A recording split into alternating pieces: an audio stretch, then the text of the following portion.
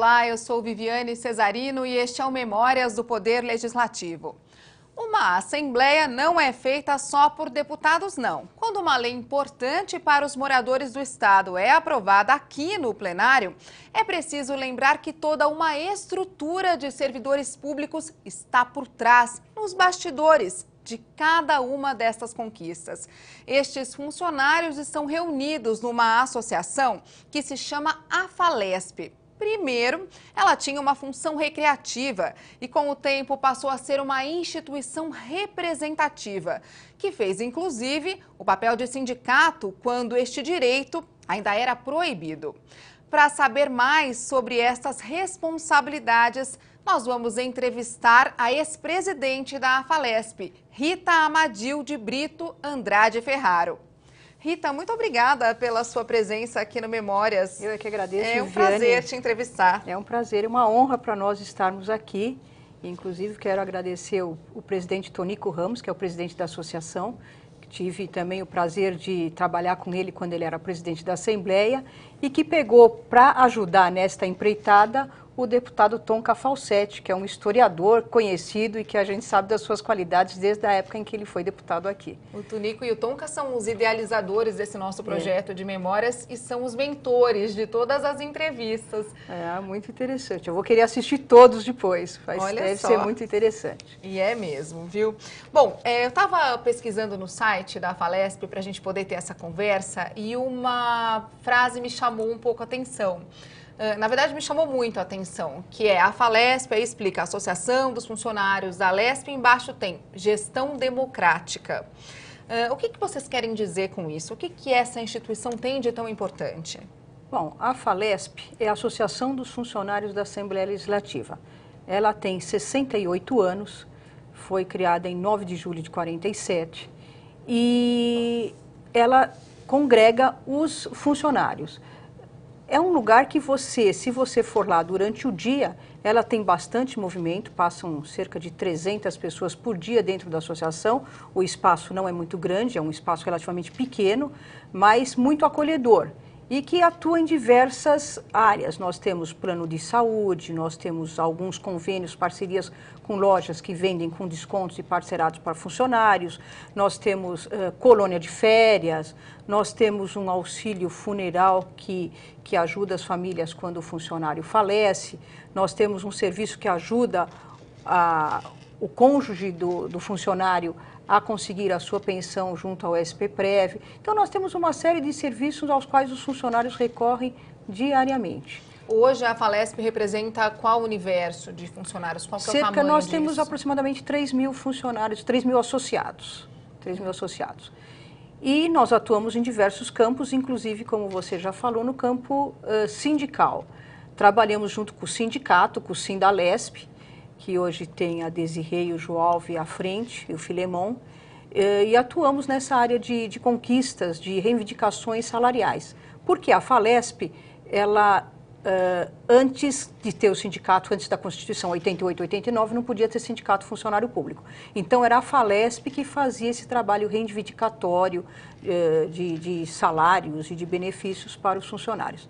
Nós temos uma associação que tem diretor cultural, diretor de imprensa, diretor de aposentados, tem uma executiva, que eu sou a secretária, tem o Jean dos Santos, que é o presidente, e o José Carlos Gonçalves, que é o tesoureiro, e que o José Carlos também já foi presidente. Nós estamos numa diretoria que está há 12 anos na associação, e acho que o nosso trabalho tem sido reconhecido, por isso que estamos lá durante esse tempo. E é uma diretoria que conhece a história da instituição, que é uma história de muitos anos e que começou tímida, né? Começou como Grêmio. Começou como Grêmio. Agora ela está bem maior, nós temos eu acho que são 35 pessoas na diretoria e representamos 3 mil funcionários, né? Isso tem um peso enorme. Isso tem um peso enorme na hora que você senta numa mesa de negociações junto com a presidência ou com a mesa e vai discutir a próxima campanha salarial. Todo mês de fevereiro a gente começa uma campanha salarial junto com o sindicato, que na verdade é o órgão que tem a prerrogativa legal de representar os funcionários, mas como a AFALESP tem 68 anos, e já estava nessa engrenagem há muito tempo, nós continuamos como parceiros lutando juntos. Teve uma época na década de 70 que ela foi proibida de exercer as atividades, é isso? Não, a associação não, os sindicatos é que não existiam. Os sindicatos é que não existiam. A associação ela esteve sempre trabalhando em algumas mas não teve épocas, as atividades suspensas, não teve, mas elas estavam mais restritas à parte recreativa, de congregação, de festas, de eventos. Nós costumamos fazer eventos anuais, algumas festas, e que são para os funcionários da casa. Nós fazemos uma festa grande do Dia das Mães, fazemos uma festa junina, festa do Dia dos Pais, Dia do Funcionário Público, festa de Natal, comemoramos o Dia Internacional da Mulher, temos um chá tradicional para os aposentados que mantém o funcionário na casa depois que ele se aposenta, né? Porque funcionário público, ele é servidor público por toda a vida. Por isso, quando ele se aposenta, ele é um servidor inativo. Quando ele está inativo, ele está na aposentadoria. Ele continua sendo servidor, porque ele entrou por concurso público, né? E então ele continua vindo à Assembleia mesmo depois de aposentado e continua participando com as ações da associação. E temos esse chá, que juntamos cerca de 200, 250 pessoas no final do ano e que revemos pessoas, temos associados com 90, 95, 98 anos. O ano passado perdemos um associado com 104 anos e que inclusive eu tive a honra de tê-lo votando em mim há uns anos atrás, né? Então são coisas muito gratificantes que a gente tem na associação. Mas por que é importante que, por exemplo, esse aposentado não perca o laço com a Assembleia? Bom, ele viveu 40 anos aqui, 35 anos, e a Assembleia, por algum motivo, ela é uma casa que deixa você ligada a ela. Você vive muito intensamente aqui dentro, especialmente dentro do plenário. Eu penso que é diferente, eu já trabalhei um pouquinho em área privada, mas aqui você, pelo fato dele ser funcionário público, ele fica 30 anos aqui, não tem uma rotatividade tão grande quanto aos funcionários efetivos.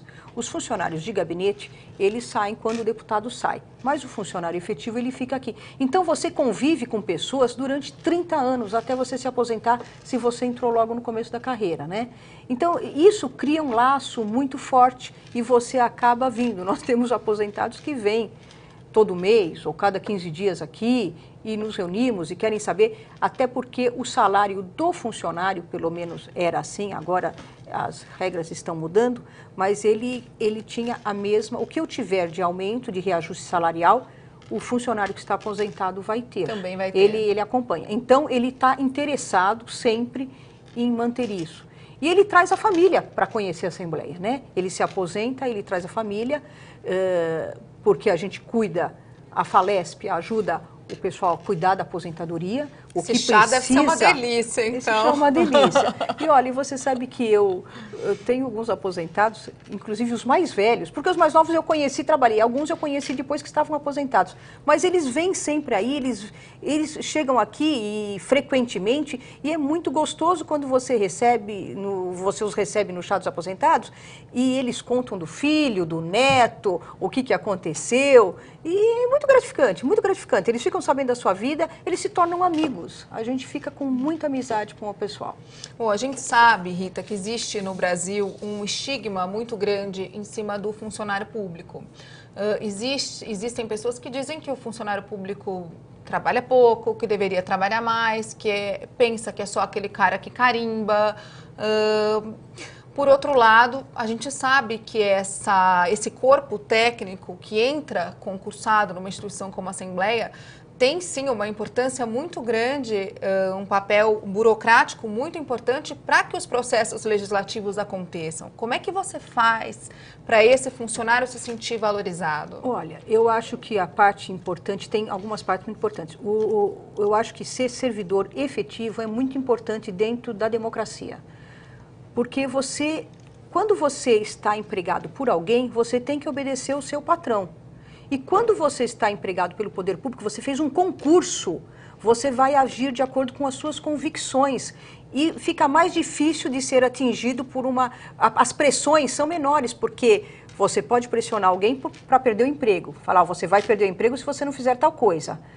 No momento que a gente vive nesse país, com tantos escândalos de corrupção, o funcionário efetivo ele não precisa ter medo de não fazer alguma coisa. Ele pode seguir a convicção dele do que está correto e fazer aquilo. A pressão é mais difícil de atingir o funcionário efetivo. Mas isso também não tem um lado ruim? Porque, de repente, ele pode fazer o que ele quiser porque ele acha que ele não vai ser mandado embora? Não, eu acho que não. Eu acho que não. Eu acho que o funcionário, quando você estuda para passar numa coisa, para ingressar no serviço público, você deu muito do seu sangue, do seu tempo para conseguir entrar. Os concursos não são fáceis, eles sempre foram difíceis. Não, a gente vê milhares de pessoas é grande, estudando para cada passar. vez maior, né? Cada vez maior essa concorrência. Então você entra, os funcionários, eles são bons funcionários, eles se destacaram entre aqueles que estavam prestando concurso. E essas pessoas são mais difíceis de serem manipuladas, vamos assim dizer, quando você tem mais cultura, mais conhecimento, é mais difícil de você ter uma manipulação, né? Então eu acho que isso é importante para a democracia, eu acho que isso dentro da Assembleia Legislativa, ainda mais que aqui você muda o deputado, e a cada 4 anos você muda uma gama muito grande de funcionários, é muito importante que você tenha uma estrutura fixa que possa dar andamento a parte burocrática normal da Assembleia Legislativa, aos projetos, aos trâmites de projetos, alguém que saiba como isso funciona. Independente de partido. Independente de partido e independente de quem chegue aqui e que venha com funcionários de sua confiança, o que é perfeitamente normal. Eu acho que o deputado tem que ter o funcionário de confiança dele.